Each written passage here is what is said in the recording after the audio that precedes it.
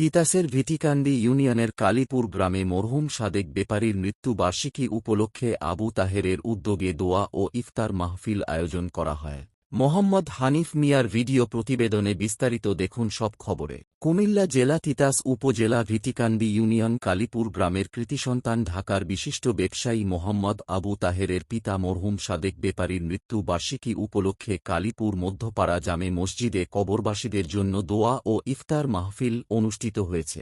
মোহাম্মদ আবু তাহের বলেন, পবিত্র মাহে রমজান মাসের ২৯ রোজা ১৯ মার্চ বৃহস্পতিবার আমার বাবার মৃত্যু বার্ষিকী উপলক্ষে কবরবাসীদের জন্য দোয়া ও ইফতার মাহফিলের আয়োজন করি।